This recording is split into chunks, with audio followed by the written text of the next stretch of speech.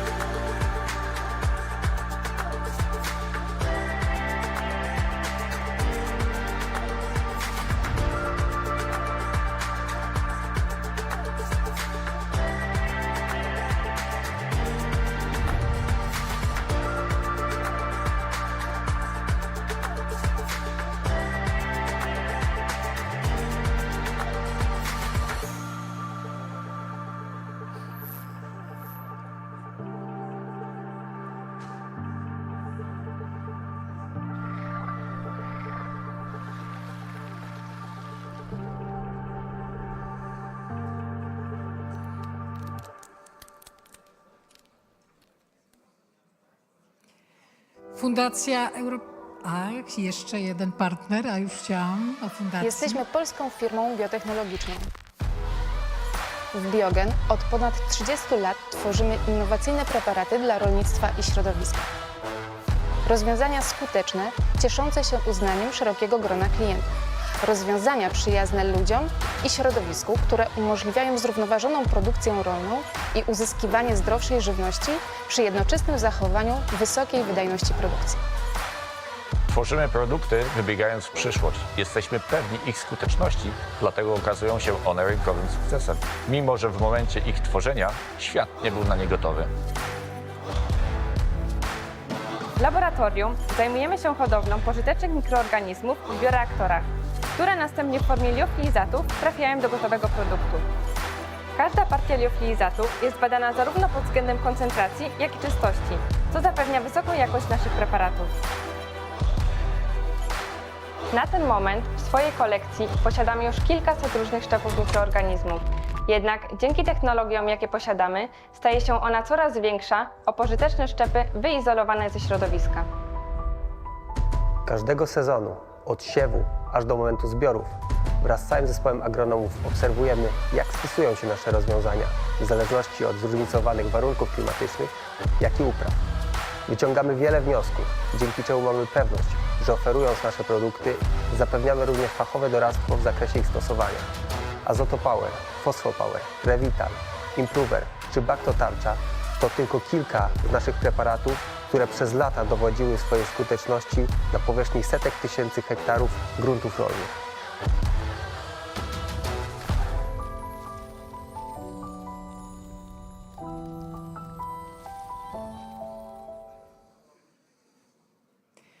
Spółka Biogen, partner strategiczny Biogen, szóstego forum. Biogene, the strategic partner of the sixth forum, and then Polmek Group and other groups and companies displayed on the screen are partners of this forum, and ahead of us is a very important debate.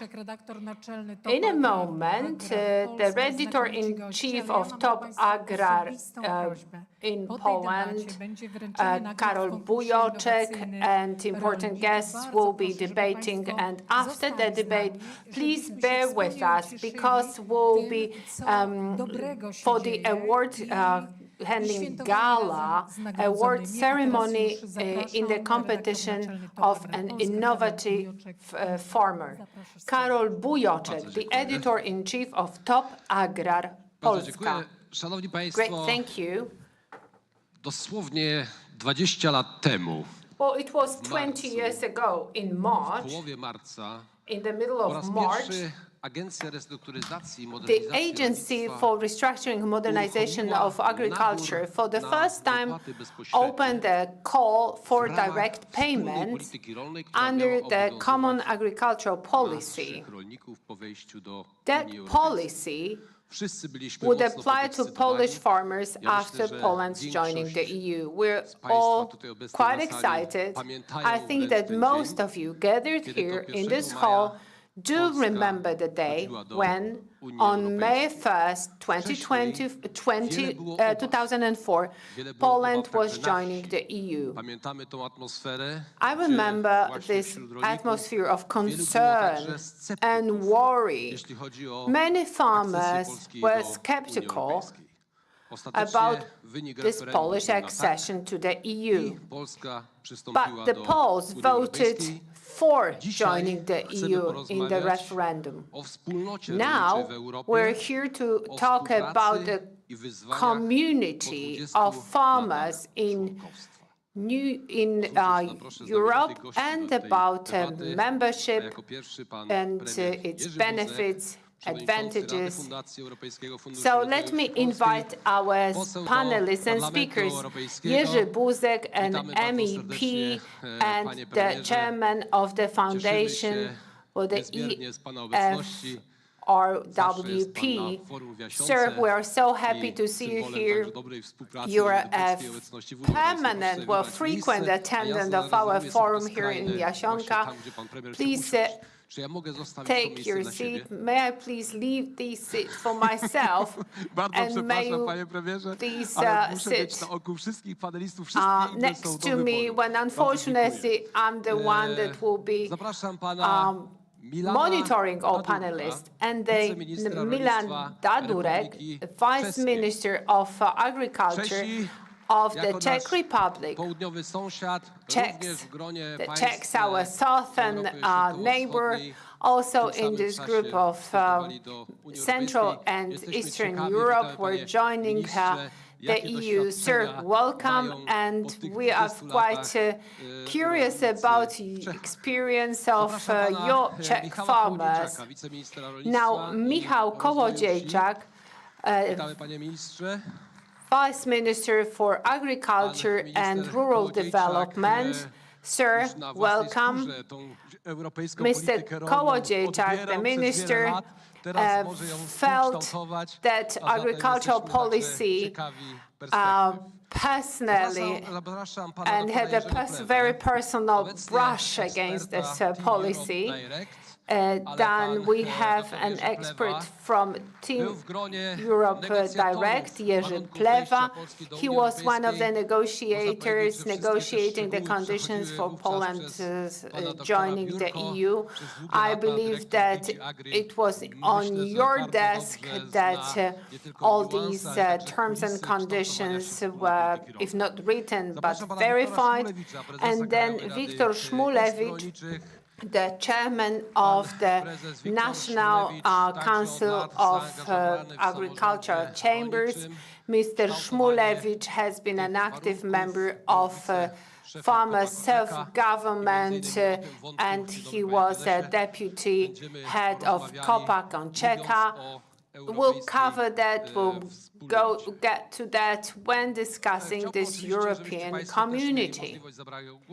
Ladies and gentlemen, we believe that we'll have the opportunity to give the floor to you as well, and we have planned a Q&A session during this debate. Gentlemen, let me start with Mr. Buzek, Prime Minister Buzek.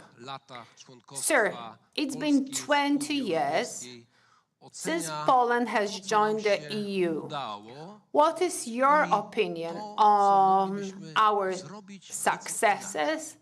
And what could we have done differently? We do not need to cover the whole economy. Let us try and focus on the agricultural sector and development of rural areas. Sir. Excellent. Thank you very much for inviting me here.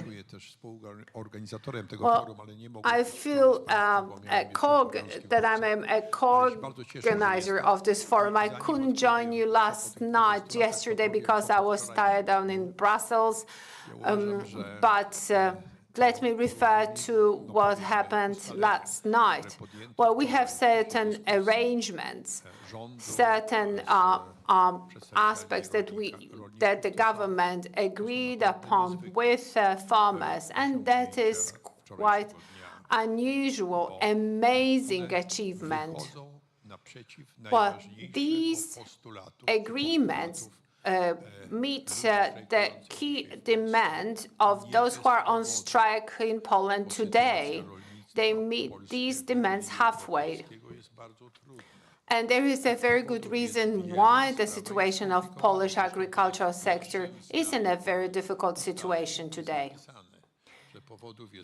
So it starts with the statement that there are so many difficult and painful reasons, but this first one is the most visible, the most striking. But this agreement will improve the general atmosphere in the country. We need to reach a consensus. Dialogue is the most important part of our activity related to the agriculture. And if we don't start with dialogue, then things come apart. Yesterday, these negotiations were long and difficult, and both parties are dissatisfied to some extent, and I think it's a good omen. It cannot be that the winner, when one party takes it all. So both parties were actively engaged in the negotiations. And I think it's important for the mood, for the atmosphere that surrounds agriculture in Poland and in Europe. 20 years, well, I'm not going to dwell on that. Well, the extent of the export of Polish food to the EU, well, we actually conquered, in fact, the European market 20 years ago.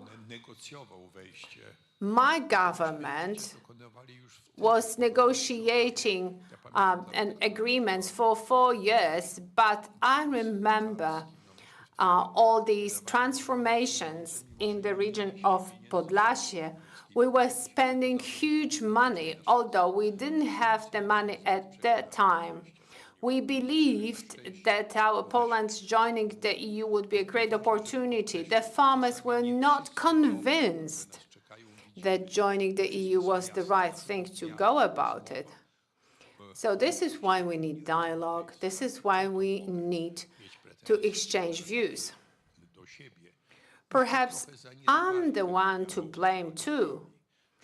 Perhaps we neglected or overlooked that need to have an open dialogue with farmers. And nowadays, the difficulties on the European market, they may come from these past errors, but we are definitely better prepared for the future. We have these foundations of the common agricultural policy. The level of direct payments was different, but then when it comes to development of rural areas and multifunctional development of rural areas, and we had the biggest investment here in Europe. The farmers who grow crops and produce and sell them to the market, where they put in a lot of effort and a lot of valuable production. So these were 20 incredible years. For some countries, that period took 2 decades, well, not 2 decades, but 2 generations. And now it seems that we are the superpower when it comes to agricultural produce in Europe. And we've been always involved in the most serious negotiations. So that shows that Polish farmers and the Polish agriculture sector did the homework. And now we are the driving engine here. It's worth remembering that 20 years ago, there were concerns on both sides. The EU farmers were concerned about competing with Polish farmers, and the Polish farmers were concerned about the prevailing power of Western European farmers. But it seems that our agricultural system, our farmers have won, and we are in the EU. Well, the result of the referendum was at stake, and I'm very happy that farmers changed their mind back then. But in brief, we can see that the Polish village, Polish countryside has changed tremendously. I often travel across France or Belgium or Germany, and I can see the difference. Well, we have great tractors, very powerful machines. when the EU offers certain compensations Tak, oczywiście. to all farmers. Perhaps in the second part of this panel, we can go into details here, but this is our tremendous success. Now, my question goes to the Minister of Agriculture of the Czech Republic, Mr. Dadurek. You come from a country where the structure of farms is very different. In Poland, an average farm has 11.5 hectares, and in the Czech Republic, it is 150 hectares. So what is the opinion of Czech farmers on the past 20 years? And could you please list success factors and potential aptitude for change, or what you would change? Děkuji za slovo, pane redaktore. Thank you, sir. Vážené dámy, vážení pánové, já musím Ladies and gentlemen, děkuji za pozvání vůbec tu. I must begin with thanking you for the invitation. It's a pleasure to speak here at this beautiful place in this beautiful hall. And the opportunity is quite special. And you are discussing important things, and yet you found time to talk to neighbors. Apologies. The minister couldn't be with us because he had other engagements. Coming back to your question, the structure of the agricultural sector in Czech is different from the one in Poland. And it was back then we were still planning to exceed the EU. The crisis of the 90s impacted us quite severely.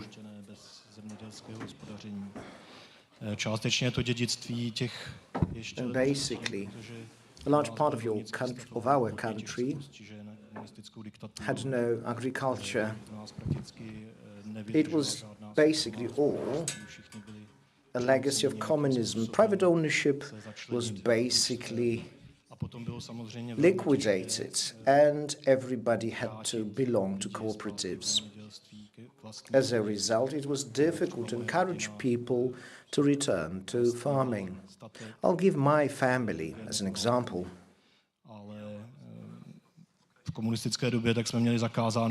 We had a farm in the interwar period. In the communist period, my family could not live within the radius of 100 kilometers from that old farm. So basically it was difficult to return to farming. The situation in our country was completely different from yours. For us, EU accession was a simpler choice. From our point of view, CAP, the Common Agricultural Policy, brought a number of benefits. Also, it has brought a transparent form of management. It is thanks to that policy that we have access to new markets. Similarly to Poland, we export a lot to third parties. We have access to 450 people. That's how big the market that we have access to is. Because when I say outside, I mean outside our country. So what can we do in the future? I think it has popped up in the debates that I've been listening to. We have similar problems across Europe. Certain things could have been done differently. What do I mean by that? I mean how farms have been controlled, red tape. You see many difficulties and issues there. And I'm speaking about Czechia here. I don't know the situation in Poland. When I look at the Eurostat data or data generated by other institutions, I can say that this is not how shall I say that? it doesn't show that the system has worked all that well. It could have been done differently. Things could have been done differently. When it comes to imports from third countries, we are on the same page. Our farmers need to meet quite difficult restrictions. Some importers never meet these conditions, even though they have access to the internal market. So let's talk about our recent years. Could you repeat that? What do you think, after this 20 years, is the level of satisfying of Polish, of Czech farmers is good, middle, or is bad? To není snadné, protože nežijeme ve snadných dobách. It's not that straightforward. It's not that straightforward. These are not easy times. We, just like you, have been impacted by COVID. The supply chains got broken. On top of that, we've been impacted by the Russian aggression, by the Russian war. Viníkem je Rusko. Ukrajinci jsou ti, kteří stojí na těch hradbách. Mostly Russia was discussed, Ukraine less so. Takže to na nás dopadá stejně. I don't think we can leave them to themselves, to their own devices. So basically we are being impacted to a similar degree. Farmers in other countries have been expressing their own opinions. They are not happy at all. We have talked to our farmers. The thing is, their approach is quite negative. To bych neřekl. U nás je ta situace přece jen jiná. The situation is different in our country. We have fewer problems. A část těch protestů, a they are not as deep though. Část těch protestů ve skutečnosti je vedená konkrétně dnes. Let's look at the protests. Vedená snahou podpořit solidární. We know that there are protests taking place today. Their aim is to support the Polish farmers, to stand in solidarity with them. So we are not protesting against the government. We are protesting to show our solidarity and our support for the Polish farmers. It's a message that is being sent to the European Commission. They need to cut the red tape, change their priorities in terms of imports and how the internal market operates. Thank you. Minister, if I may, I'll make this jump. I will address Viktor Szmulewicz now. He represents the so-called farming self-governments. Let's look at practitioners. How do farmers today see the upsides and downsides of our membership? Very briefly. Let me add something. I'm also an active farmer. I produce commodities. So I saw what it was like before the EU. I saw our accession, and I can see what the situation is like right now. I've been quite fortunate, I must say, because I've been through all these transformations, and I saw it as a farmer, managing my own farm. I inherited my farm from my parents in the 1980s. So there was this period that was quite difficult when Deputy Prime Minister Balcerowicz was introducing his reforms. It was difficult for us. It was tough. Andrzej Leper and other farmers were protesting at the time. We all had our own demands. Speaking as a representative of farmers, we have this self-governing body, and before the accession, we supported said accession. Józef Waligura was the president at the time. I was the deputy president. Kajdanowski was another one, and we took an informed decision at the time. Again, I was quite lucky because when I was a student, I had internships abroad in Switzerland and other places. And our generation at the time had this dream to open up our borders, to tap into all this experience, to share in this civilizational development. It was a great opportunity, this EU accession. The former Polish Prime Minister has actually spoke about that, and it showed our strength. People doubted us. The farmers saw the Western farmers, and we believed that the Westerners would simply wipe off the surface. But we were not wiped off. We stood our ground, and it was largely due to our respect for priorities. It is largely due to how much we loved our land. It wasn't that we focused on buying new cars or benefiting materially. No, we kept investing. We invested in new equipment, we invested in new land. It's always been difficult.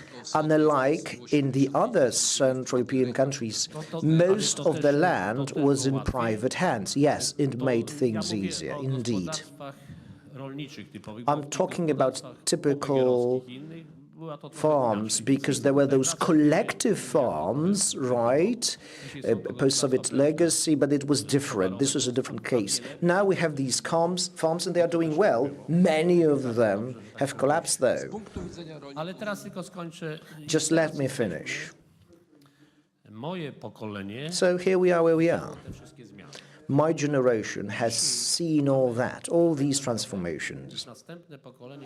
And there is another generation that is coming in, and they don't remember those old days, because we've been in the EU for 2 decades now. These new farmers cannot see the benefits of the EU membership. They just take it for granted, all of them. They see it as something obvious. Maybe it's partly our fault. Maybe it is us, the older generation. We never prepared our children for the fact that sometimes it is difficult to live because times get tougher. Mind you, what we missed was stability, and a lot of structure has been introduced due to the EU membership. Yes, the structural elements have been discussed here. So we exceeded. There was the strong farming lobby with the EU. At the time, it was breaking up to some extent. The subsidies reached 50%. New countries exceeded, and it was brought down to 35%. And, you know, the new countries paid less, so there was less and less money going to the common agricultural policy. And there are these new movements, pro-environmental movements. I'm not saying these are pseudo-environmental movements, but these new movements started breaking the foundation of the agricultural system. More about it later. In the last 20 years, when did we make mistakes? What could have been done differently from the point of view of rural areas development and the development of our agricultural sector? Okay, you know, it's different when you see things after the fact. You know, our experience was about moving from communism to capitalism, from the socialist diktat to the free market. So it is easy to discuss things now, after the fact, but let's just say that we've been hugely successful. My sister married a German farmer. In the 90s, I would go there, and I wanted to take a ride on his tractor, to experience that. Basically, back then was a paradise, that was after. 20 years on, he comes to me and he wants to take a ride in our equipment. So this is how things have changed. Well, for a moment, he even considered selling his farm there and buying it in Poland. Many people have. Dr. Jurek Plewa, over to you. A question. What's your opinion here? You observed our negotiations. You observed our accession process. It was difficult to introduce equal pays. I talked to Commissioner Fischner, and he said you need to prove that you have higher yields, higher than 2.9 or 3 tons of wheat per hectare. We started with 25%. It was supplemented from national funding. We negotiated milk quotas. At the time, we thought they were too low. A question. Has there been a moment when we missed something? Have we missed something at a certain point that was important for our development? Many people were engaged in the negotiations. I have the honor that the Prime Minister Buzek, who is here with us, appointed me the negotiator responsible for the agriculture. I was also responsible for implementing the CAP. The atmosphere was different then. Farmers had some fears about the membership, but then they felt that it was their common solution, shared by everyone. Mr. Balasz can confirm that at that point we're opening the negotiations and we went to Ireland together. Oh, it was 2001. Time flies, but it wasn't 2021, it was 2001, sir. We had a meeting with Irish farmers and their trade unions. And they started off by saying that they didn't want to have Polish farmers at all, didn't wish to see us. So we prepared some texts, some brochures debunking certain myths about Polish farming and Polish farms. Well, among the myths, like the Polish farmers were concerned about the deluge of some expensive EU products, food products to the Polish market, and the foreign farmers, Western European farmers, were concerned about the influx of cheap labor force to their countries.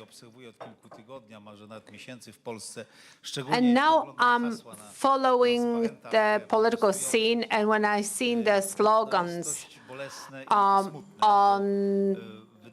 that the demonstrations, farmers' demonstrations carry, and I think it's quite painful to see that. I'm happy to have this debate. I'm happy that we can have this debate in a very different climate, on a very different note. I appreciate the efforts made by Mr. Balasz because of high tension, because of all these interest engaged. It was not easy to debate.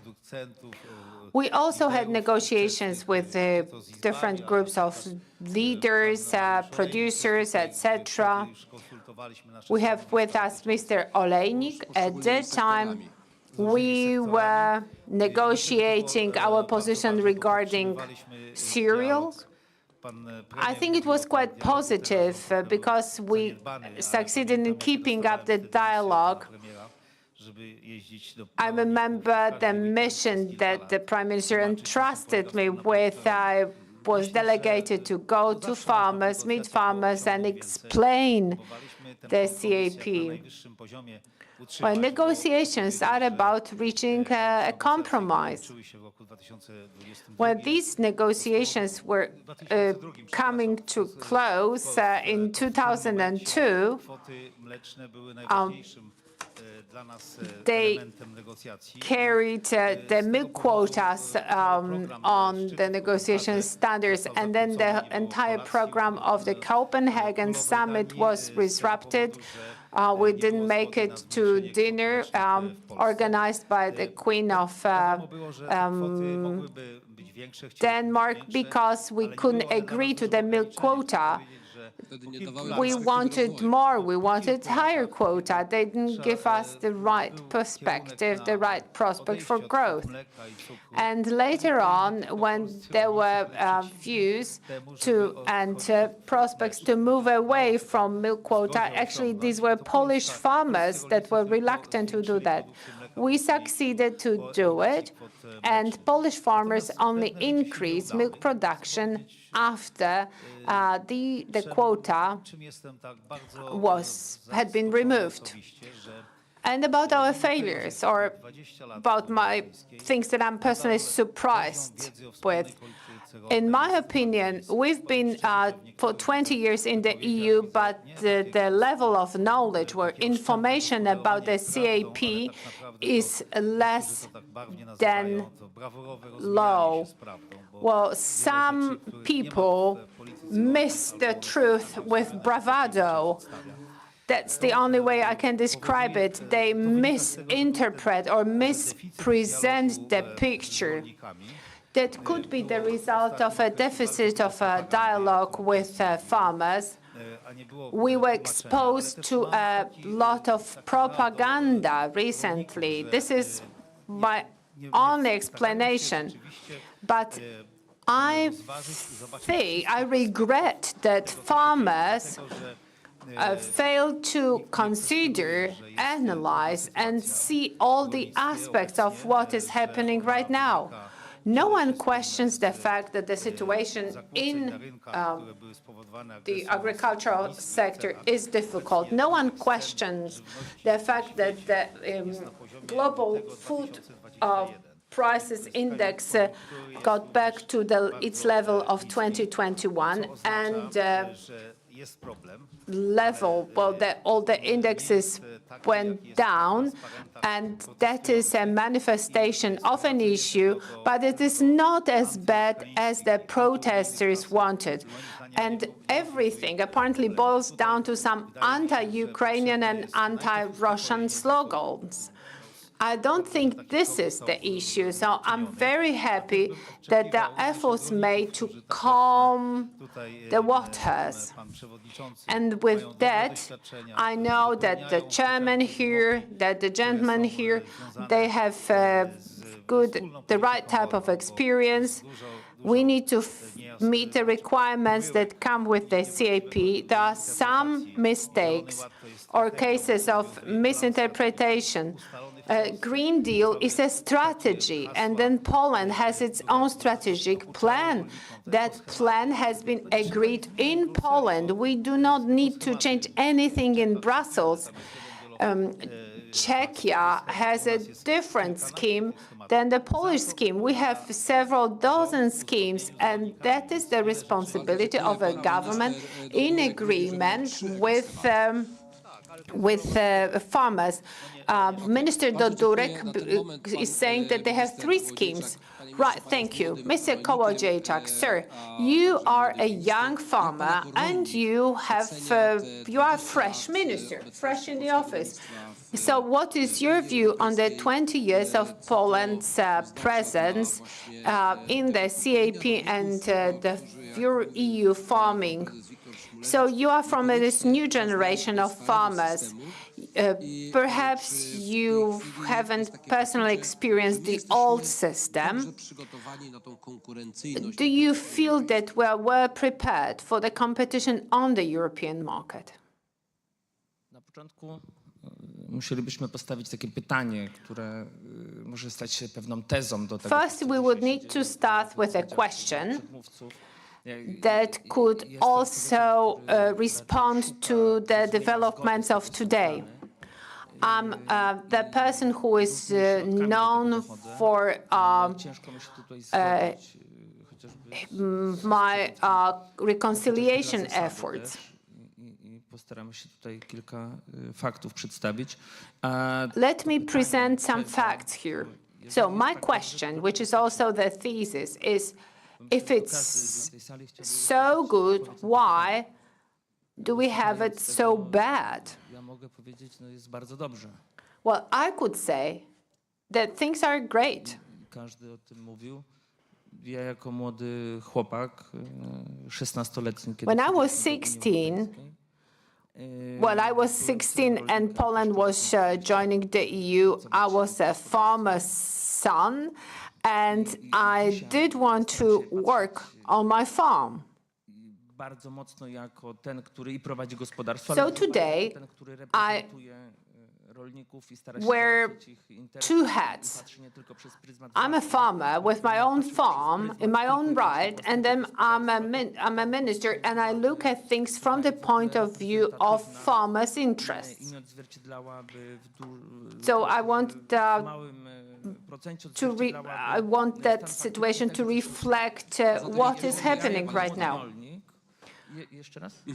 Jaki jest ten stan faktyczny? So what is the current condition? What is the current situation in? Well, we have farmers who are a bit older than I am, and they have a slightly different view that I have. So I work with a negotiator who sits next to you, Mr. Buzek, at the European Parliament, Minister Siekierski. Victor, I must say it, I'm sorry. I don't think it is right when you say to the farmers that we're active farmers. We're like active, 100% active farmers. It is not exactly like that. I know that you have a farm.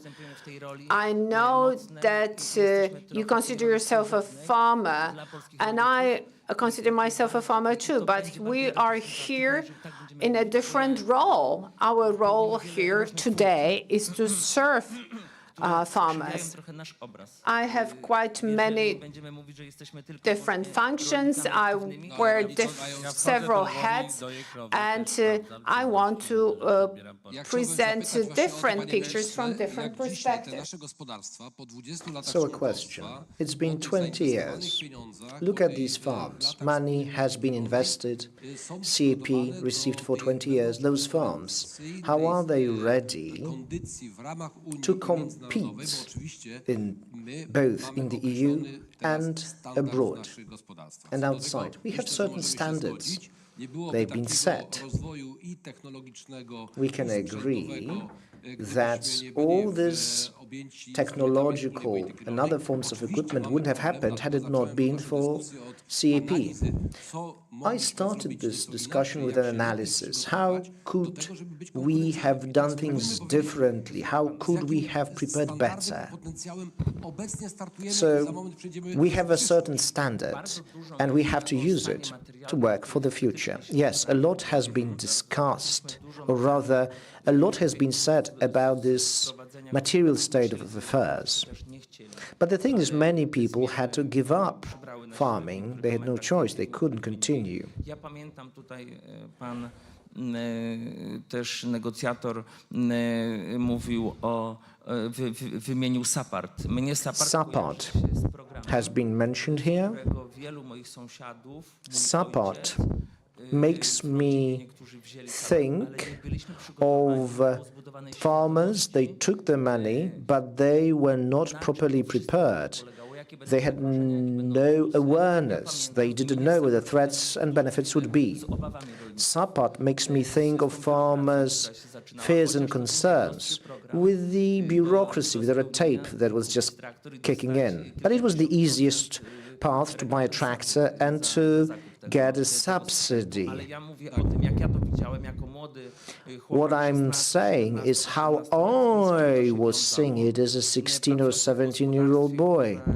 też przychodziło wcale niełatwy At the okres, time, our farm was going through a difficult period. właśnie chociażby wtedy w budynki, w chłodnie, Money was invested in cooling facilities and into dużo łatwiej było buildings. to robić. To są moje wspomnienia, Those które też budują dzisiejszą świadomość. programs were used to actually buy all that. Wiem, że gdyby wtedy była też ta świadomość budowana inaczej, So we had a different level of awareness. It might have been raised better. If it had been raised better, we might have had more investment.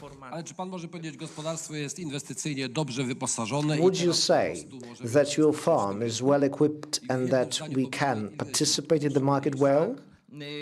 Ja mogę powiedzieć, że tak, przełożyło się na to kilka Yes, elementów. for a number of reasons. We had various sources of financing, and people often think of those. 300 billion zlotys.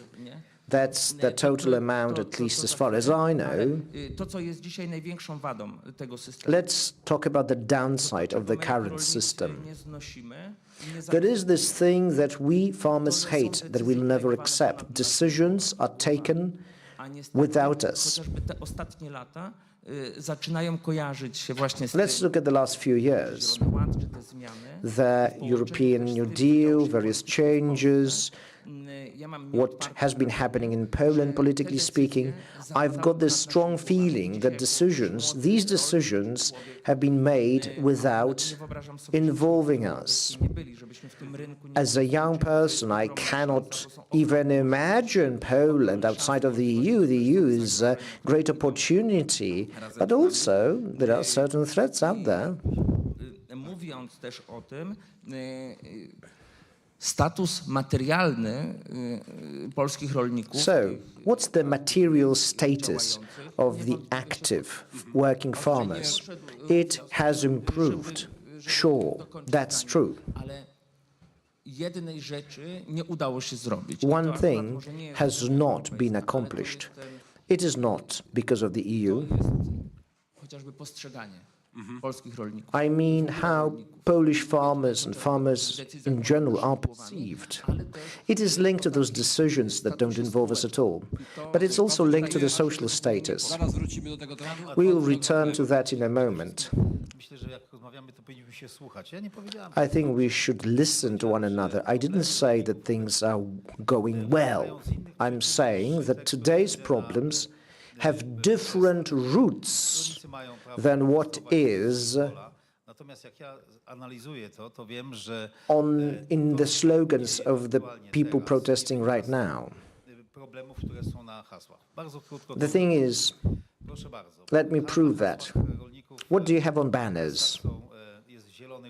You have the Green Deal. This is what they are complaining, and they're also complaining about making land lie fallow.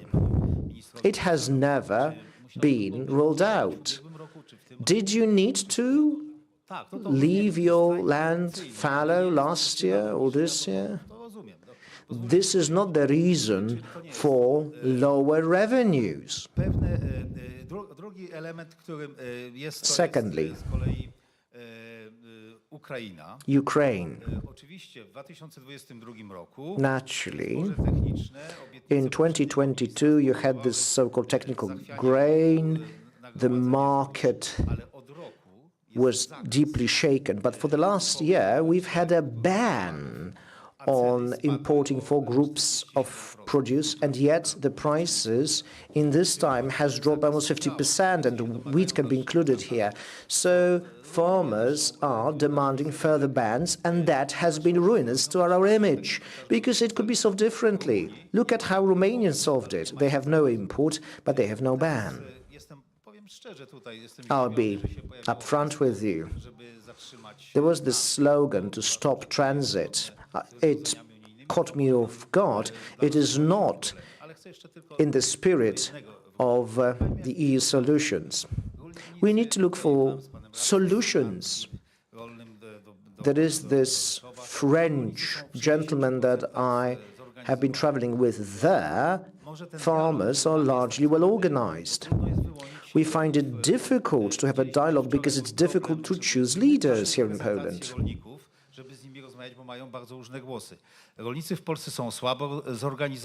The farmers in Poland are poorly organized, and that's a source of problems.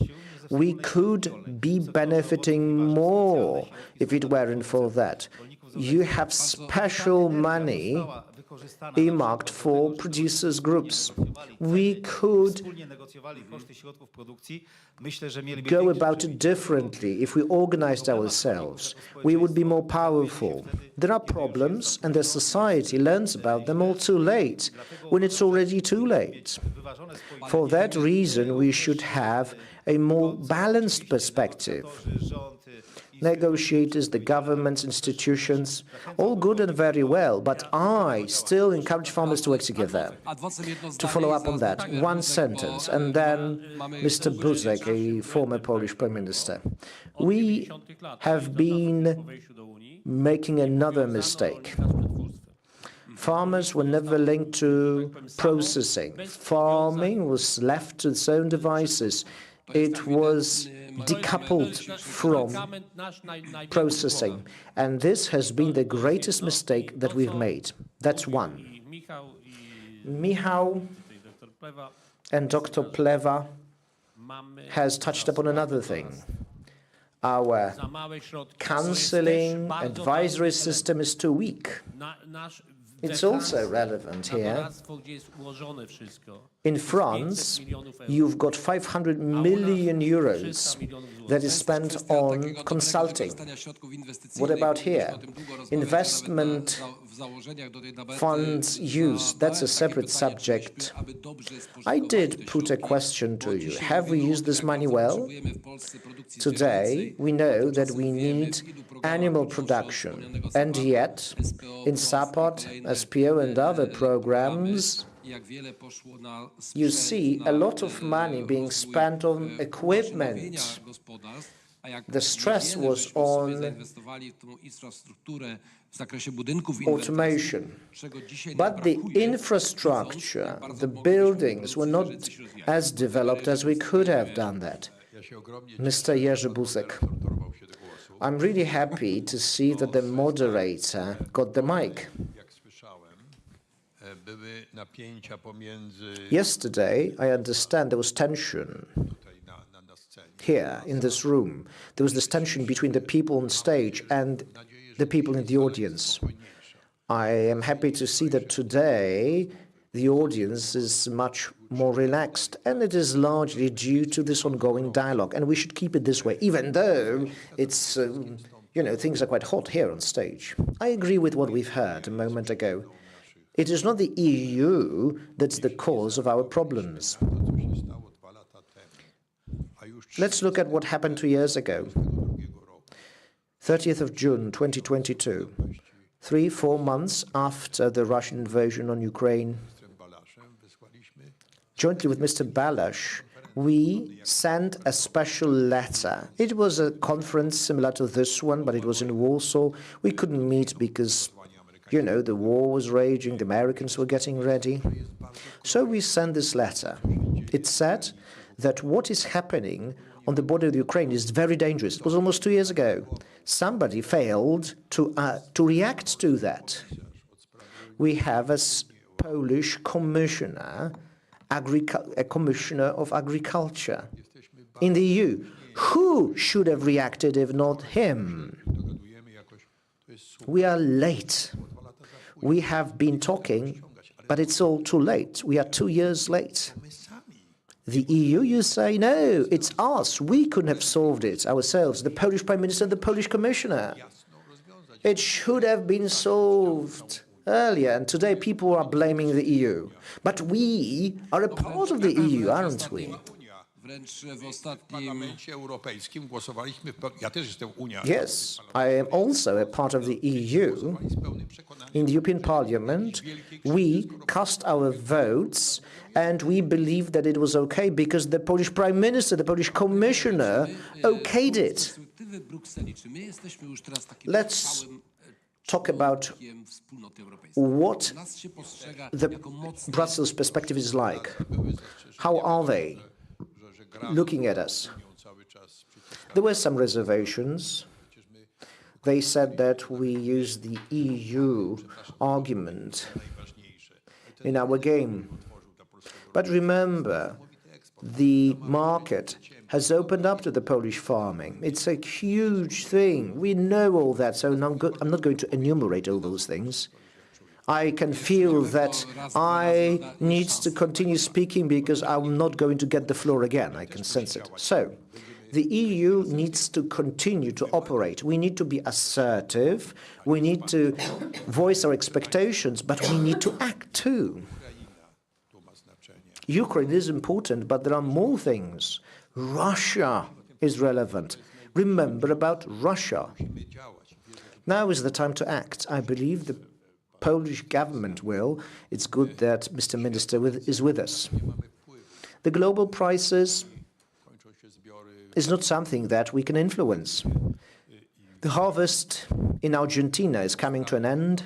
Similarly, in Australia, they had a surplus there. We've had a surplus here in Europe. This is a threat. In the last few years, we've been having some problems, and now it all, overlapped. You see disasters caused by climate change. And you see that in the EU, especially in Spain. You've got fires, you've got droughts, you've got floods in some countries. There's overpopulation, floods again, frost, all too late, in unexpected moments. These are cataclysmic events. Inflation. We've had inflation in recent years. So, I've been taking notes, and we might have the situation where member states can set up their own strategies. Let's look at what's been the most beneficial in the last 20 years. The second pillar payments were the most beneficial, and they've prepared us for the worst thing. You see prices, global prices, that continue to drop. We closed the border with Ukraine, but it's not enough, apparently. Especially, it's not going to be enough for the European farmers. Our Czech colleague, Czech minister, said that they have different partners, and they are on strike in solidarity with us. Czechs didn't have this influx of Ukrainian grain. We are the only EU member state where Ukrainian grain disturbed the market. In other countries, you have other, more deeply rooted, more serious reasons. And it's a challenge for the common agricultural policy. Sir, you have huge experience when it comes to what is happening in Brussels. How likely is that issue to become a common European cause? It's already happened, but we need a program that would cover that. Let me respond to that. It's something that has already happened. We are simply failing to hear what is happening in the EU. The EU Parliament agreed to liberalize the trade with Ukraine, but there are conditions. If there is a merger and disturbance, even in one single market caused by imports from Ukraine, makes it possible to activate a brake, and the EU Commission can activate it. No Parliament or the Council needs to support that. The Commission is ready to do it. I can assure you that they will. Now, the sensitive products, you can activate it within 2 weeks. Originally, it was 3 weeks, but we convinced them to include 2. We were negotiating here, they were negotiating there. z panią sprawozdawczynią rozmawiałem. There is this lady reporter. I talked to her. Is it going to calm the market? I believe that the European community needs to help us in transiting these goods to third countries. Eggs, sugar, you need to use the mic, unfortunately. Jest w ciągu 2 tygodni, a nie 3 tygodni. I jeszcze tam są jakieś dodatkowe rzeczy. There are certain additional things. Wszystkie postulaty, które zgłosiła polska strona. Poland postulated more, it's true, but most of the postulates were accepted. You asked me about how the EU reacted. The EU needs to know what we want, and our postulates need to be tabled by the Polish side. Thank you so very much. Now let us ask ministers of agriculture about their perception of these facts. Tak, jak jste se ptal na tu atmosféru, pan premiér říkal, že včera to bylo. Well, you asked about the atmosphere, Třeba to dnes. and well, we could hear Já bych jenom upřesnil. what was happening yesterday. The atmosphere was much more heated, and I very much look forward to working out details of the agreement. And now let me add the Czech perspective to that. The Ukrainian grain, well, this is a hot topic in Czechia too. We have that at a smaller scale, but our farmers believe that import of cereals into Europe is the reason for decreasing prices. I don't think there are easy, clear answers here. As Czechia, as the entire EU, we are export-oriented. We want to go beyond what we have. If we don't succeed in selling what we have, it will be stored in our silos. I don't mean specifically Ukrainian grain. We have this huge impact of grain directly from Russia.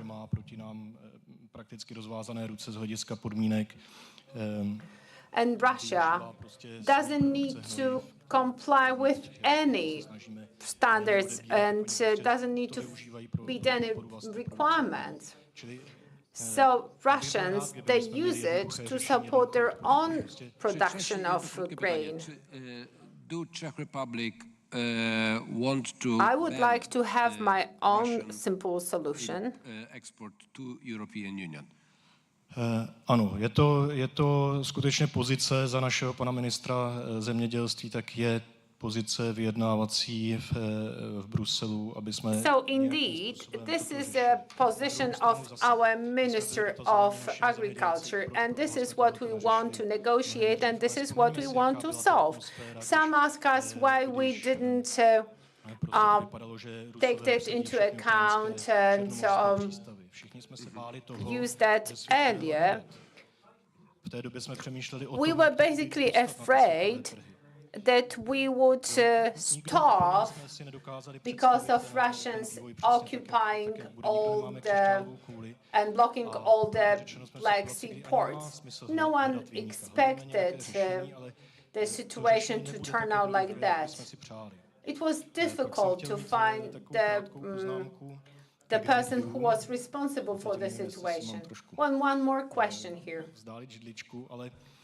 Já bych tady souhlasil s panem Plevou, že... I have one more comment here. Perhaps I should move away from my neighbor. I agree with the statement that farmers often have a very different concept of Green Deal and what it is. They do not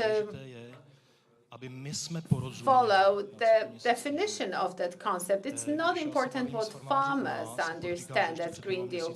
We need to respond to their complaints. We were active farmers. I was an active farmer, and nowadays I cannot be an active farmer. When I'm in the office, it's legally prohibited. And then, of course, we have huge drought, and we need to adapt to climate changes. We need to plan our crops carefully and think about our strategy.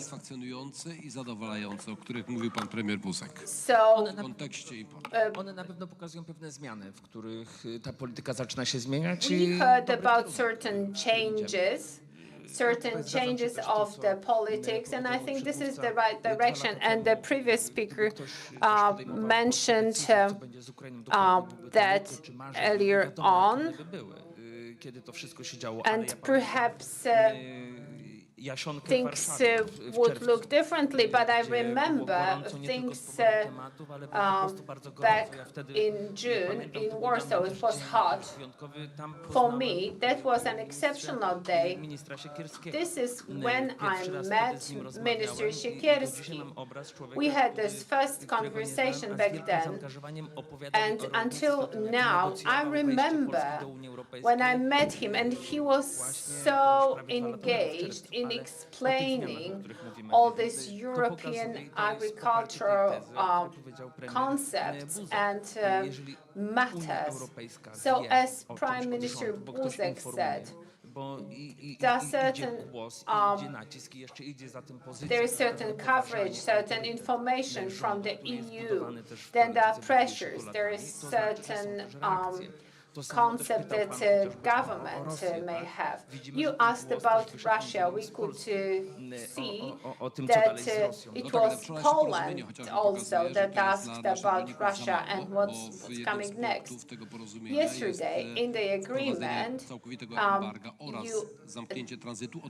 there was this point added on full embargo and closing Poland for Ukrainian produce starting April 1st. Actually, we'll be insisting on postponing the transit until some mechanisms are worked out between Poland and Ukraine. If we are to direct the stream of funding here, we need to have that situation that someone buys some of the Polish grain and some from the transit, just to have full cargo on a ship. So if we are to use some money on the market and the money is addressed at Polish farmers, the money should not go elsewhere. This is why I mentioned transit. And it's about this political goal to have good relations between Poland and Ukraine, because this is the great way to go forward. And our Ukrainian neighbors must be made aware of the fact that it is great to have a good neighbor. So we need to speak in one voice, as we did at the Weimar summit. So you asked me about the EU decisions that come from the Parliament. I znów ja przejdę trochę osobiście, ale myślę, że jest to pewien element też wytłumaczenia naszym widzom. I think that that explains a lot to the audience, participants of this debate. I remember when I made the decision about collaboration of my union, Agro-Unia, with the civic coalition. And there were voices saying that we shouldn't do it, but actually it was the member of the Euro Parliament from the civic coalition, Mr. Halicki, who made these amendments at the European Parliament level. Let me go back to the topic of the transit. If this solution is adopted, well, I heard that there is a ban on transit of goods. Let's not forget that we have this export 51.8 billion euro of Polish exports. And such activities can be undermined or challenged on the international arena as illegitimate or non-compliant. And then one has to assume responsibility for the sectors that are going to suffer because of that. So, for example, producers of dairy products requested the government to lift any barriers. Let us think in long-term strategy concepts, and we should not only benefit from the European market, but we also should remember its constraints. We have funds flowing into Poland. It's 471 billion. Well, direct payments is 87 billion euro. So it's over 450 billion euro over 20 years allocated to the agricultural sector. So we should look at solutions, and we should look for solutions which could serve that good strategy. We have these schemes and they are in progress. The thing is that we do not debate them locally, and we're looking for problems at the level of the European Union. So are there any contributions from the floor? I can see 1, 2, 3 people. Bardziej poprawnie jeszcze od książki, która mówi o poprawności i o tych pewnych zasadach. Są pewne anomalia na rynku. So there are certain anomalies on the market, but let us not be as proper as we pretend to be. The Ukrainian party appreciates the importance of all these decisions, and that is going to be an element of all these conversations and negotiations. I don't think that what you've just said is not going to help in our negotiations. Jego dobry przegląd tego, co się dzieje, zacytuję pańskie słowa. And I think that he will quote you tomorrow, the gentleman that I'm going to negotiate with. Very short contributions from the floor. Adrian Pacyna, I'm a farmer. And my question goes to Mr. Buzek, to Professor Buzek. We talked yesterday about the fund for the front regions on the front, the regions that suffer the most because of the war. Perhaps the EU could express some form of solidarity here. The second question is about indexation of the budget for direct payments.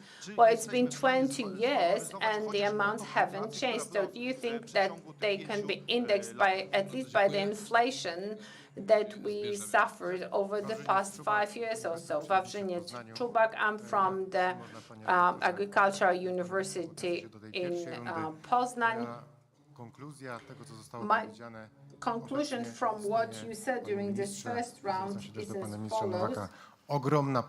Right now, dear ministers, there is this huge need to educate farmers regarding the importance of Polish presence in the EU. The CAP is changing, and there are many other changes.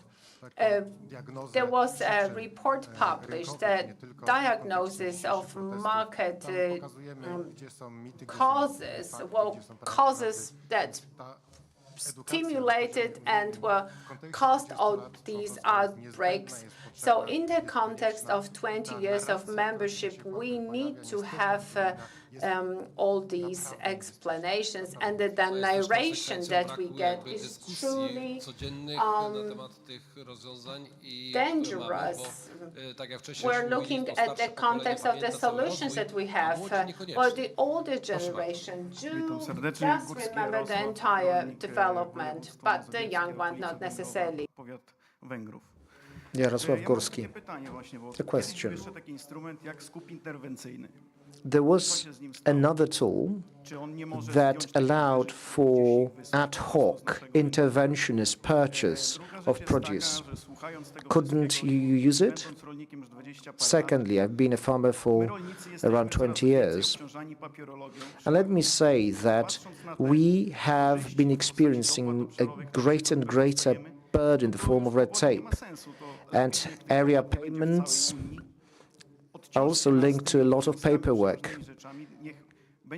Take it off our shoulders, strengthen the second pillar so that we modernize our farms. Those who want to grow will tap into that. Or maybe they'll get cheaper loans. And you will have the number of farmers that you can find on the list cut by half.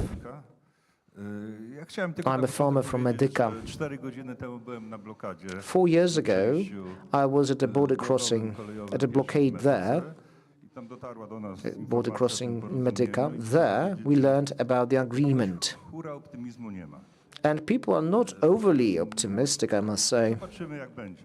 We'll see how it goes. You know, farmers have learned caution. To follow up on a few things. One,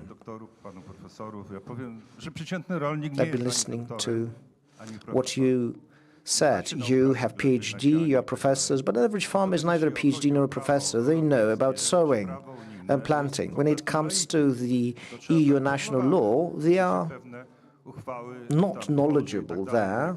They are laypersons. So directives need to be drafted, but it is farmers that actually follow them. I got my field 40 years ago. At the time, green light was given to farming. Hardly anything was available, empty stores. You had to have coupons to buy food. And the communist ideology dominated the time. 40 years on, we have the European Green Deal, as they call it. And I feel like we've got another ideology, but this time it is more green/red. There is a lot of ideology there, at least this is that is farmer's perspective, and there is very little realism there. Thank you for that. Very little time. Two more people. Hello. Jacek Kurczek. A question to the negotiators. Why did you negotiate this way? As a result, the processing industry has been destroyed. And a question to the current government. Why have you been poisoning us with the polluted food coming from Ukraine? It is, after all, grown on unburied bones of our forefathers. I would like to ask about education. In this debate, in other panels, it was mentioned consulting. Doesn't look good in Poland. The cap has modified it somewhat. Or are we going to change it? Are we going to give it to agriculture chambers, like it's happened in other countries, to universities like the US? Or are we going to choose yet a different path? Thank you. I represent Podkarpacie. I have a majorish farm here in Podkarpacie. I've been a farmer for 40 years. I'm a cattle breeder and active member of the association. We had two people some time ago. We had a Swiss guy and an English guy, both 100 hectares. The English guy was aghast at how backwards we were technologically, and the Swiss person, he said, let's go to the fields, to the meadows, and he said the following: He said, "You are perfect for ecological production." So we filed the necessary paperwork. And after a year, I was fed up with all that because there was so much paperwork to do. And we just gave up on the whole ecological production thing. Let me say that I agree with Dr. Pleva. Couldn't agree more. The current problems that farming is facing can be brought down to just the Green Deal and Ukraine. There are problems that are much deeper than that. Let me summarize it. We have too much politics in the Polish agriculture. There is too much ideology even at times. There is too little economics, and proper information flow from Brussels to farms. Thank you very much for that. You got applause, and quite rightly so. Mr. Janowski. Ladies and gentlemen, there was 1962 when CAP was created. This is when it kicked in. The budget was as high as 80% of the European community budget. And that was a huge impulse for the European agricultural growth. But you know what? As it happens quite often, many things are warped with time, corrupted with time. There have been a number of attempts to reform the whole thing, and they were attempts to reverse the course because the course was wrong, and the course was industrial. Basically, the path chosen was very harmful from the point of view of farming. I studied in the Netherlands. There, I saw cows on grids, their legs were twisted. But could you wrap up? The final is over there. No, we are running out of time. Apologies. But I need some space here. A question to you. Do you see this major problem? Major problem, that is, the modern farming as promoted by CAP, as promoted by the EU. Thank you so very much. One more sentence. There is this great opportunity for the Polish farming and for the European farming. What do I mean by that? We can move away from this bureaucracy, from the red tape, which tells us when to harvest, where to plow, and so on and so forth. Thank you for that. Thank you for your question, Mr. President. Okay, so we're back to the panelists. We have 5 minutes left. I believe that we've heard a number of valuable comments. There is one overarching theme here, the budget for the next CAP, the next perspective. And another thing, what do we expect of CAP in the future? Well, there is this need better to communicate, better to explain, especially to explain things to the younger generation. Because the younger generation has not experienced what we have experienced. They never saw the accession, how things grew and developed. And now 30-year-olds are beginning to take decisions. And they may be surprised to see those instruments and how you use them. And they might have good farms, well led, well managed. But the thing is, we need to know what we expect of the future. What budget for CAP? What objectives? Just one sentence each so that we can wrap up. Let me begin with Mr. Jerzy Buzek, a former Polish Prime Minister. Sir, ladies and gentlemen, I cannot respond to all these questions briefly, even to the one that you have put to us. I'll give it a try, though. Today, we can define our own agriculture development strategy. wyartykułowanej 10 czy 20 lat 10 or 20 years ago, it was not clearly articulated. Różnice, znaczy są jakieś kryteria, według których Yes, there are certain criteria mieści w ogólnych kryteriach taka polityka, nie inna. that are applied to CAP, at least according to the EU. I could give you 10 different directions that we should follow, but we have no time for that. I'll tell you about the effects that we want. We need to raise awareness, we need to educate people, and we need money for that. There is the Agency for Agriculture, Restructuring, Modernization. They need to introduce new technologies, we need to educate people, precision farming is necessary. But to do all that, you need to be an expert, you need expertise, you need knowledge, you need skills, you need to digitize things. And that means that a certain leap needs to be made, and we need to work it all out. In CAP, CAP has never covered food industry, because there was this question why they never negotiated that.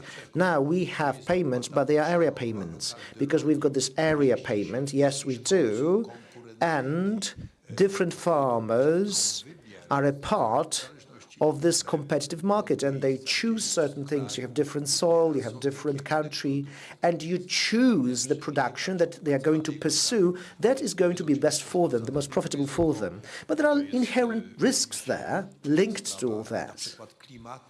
Climate is a factor. It's a threat to farmers. You've got droughts and you've got hurricanes. Somebody has mentioned the intervention ad hoc purchasing. Well, but you would need accounting, you would need other instruments. It's not easy. It requires a lot of deep intellectual work. It's the kind of work that we did before we acceded the EU, and we did that in a number of areas. I've already said that. The work that we did was unimaginable. We basically rebuilt all the milk facilities.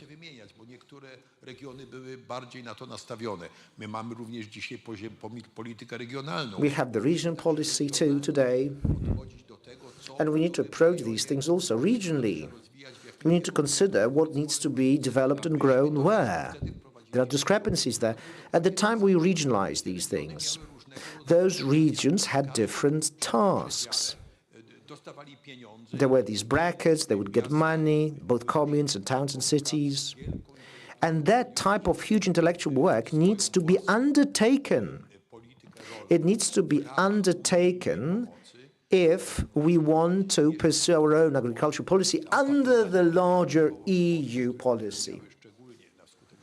Now, this region has suffered largely because of the impact of the war, Slovakia, and other Central European countries. I'm sure that special funding can be obtained in the next perspective.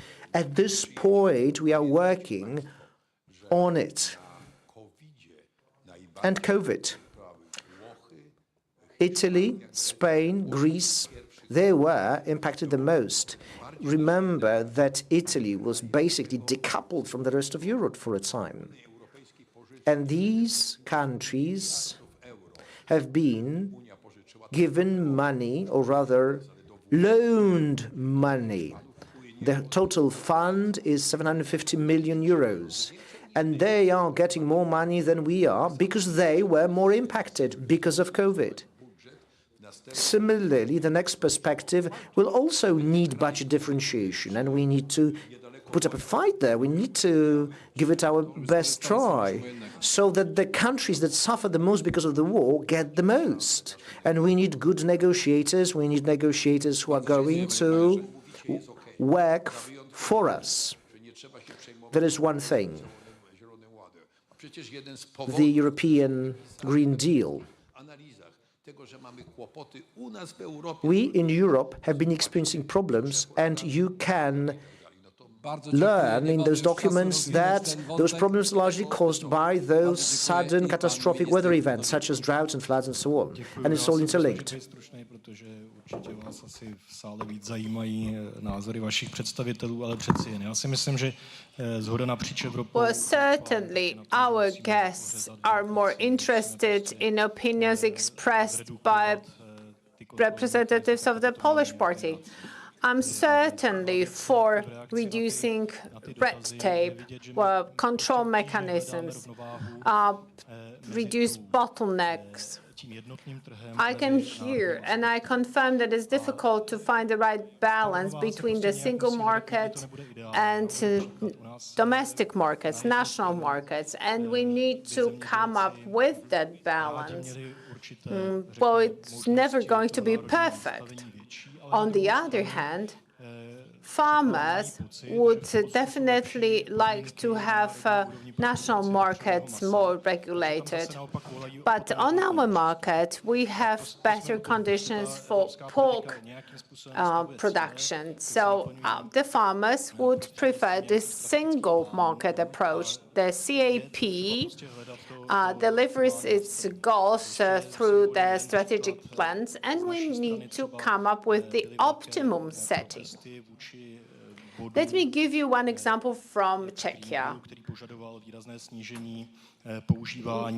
Czech farmers protested that point of Green Deal that required reduction of pesticides. It's not that Czech farmers are for pesticides, but Czech farmers use 4 times less pesticides than farmers in other parts of Europe. Well, I think that the CAP budget should be analyzed. Well, you said that something was 75% of the CAP budget, but I believe that since we have that food security, then that investment is reasonable. The question is whether it's enough. Wspólnej polityki rolnej muszą być tak kierowane, żeby trafiały przede wszystkim. Well, the CAP funds must go first to the farmers who truly farm their land. I won't be going into detail here. And then without going too much into details and discussing all the topics here, a lot has been said about bureaucracy and about farmers. To ja tylko powiem, wspomnę dzisiejsze słowa, które ja usłyszałem rano. Lack of understanding of the legislation. Our Czech guest must catch his flight, so let's thank him with a round of applause. And today I was listening to this very short conversation with Mr. Balash. He said, it's not important how you speak, it's important how they understand you. Well, that's an important thing, really. Right, I hope that will be understood in the right way, that you will hear what I say. Well, that budget can be changed, but we need a consensus from all heads of all states, and we do not have that for now. As for the funding from that shield, I think this is a potential option, and the EU doesn't impose anything here, and active farmers may have it that the funds will go where they are the most needed. Let me just emphasize again that these eco schemes can be streamlined without engaging Brussels. Then, as for geolocation, well, that has been, you're right here, that has been growing in importance, and the European Commission has prepared a questionnaire, and it's collecting responses from all EU respondents. The window for that will start running on the 7th of April. So it is to improve the situation of farmers, but it's not addressed to farmers only. And finally, we didn't negotiate certain parts of the food processing industry. There are some sectors that are more successful in their operations. So we have, for example, dairy co-ops. So I strongly encourage farmers to get organized. And when I look at this farmers' movement, and I think it could have a positive outcome. One positive outcome would be for farmers to unite and achieve something in that common agricultural policy. I think that we have farmers to thank for their demanding certain concessions.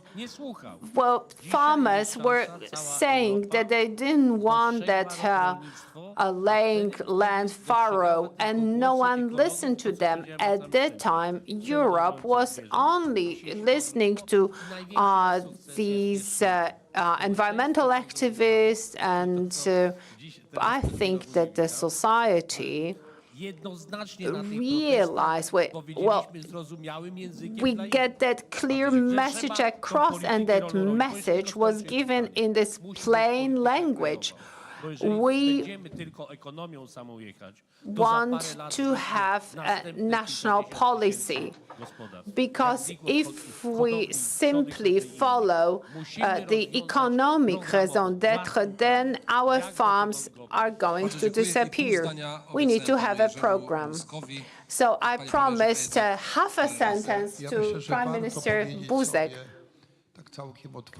Well, I think that it's worth saying very openly that the EU is fully prepared to hear our demands. We need to understand the situation on the agricultural market. We need to impose a certain a break on the imports from the Ukraine, and it is in place, so that demand hasn't been put forward earlier on. So perhaps this Green Deal must have some speed-reducing mechanisms in several places, but let's leave this European Green Deal as it is in general. Well, the climate changes will be heavily felt by the Polish farmers, and we must proceed with caution here. Thank you, sir. We debated the farming community in Europe. For 20 years now, Poland has been and is this permanent chain in that community, and we will cooperate, we will work together. I believe that we will stand arm in arm with our partners. We will not be alienated. Thank you very much, ladies and gentlemen, for listening to this debate. And the floor goes to the director. We want to present awards for innovative farmers. Professor Jerzy Buzek, a former Prime Minister. Sir, Professor, would you be so kind as to stay on stage? Minister Kołodziejczak, please remain on stage as well. We will need you. Sir, Professor, please remain on stage.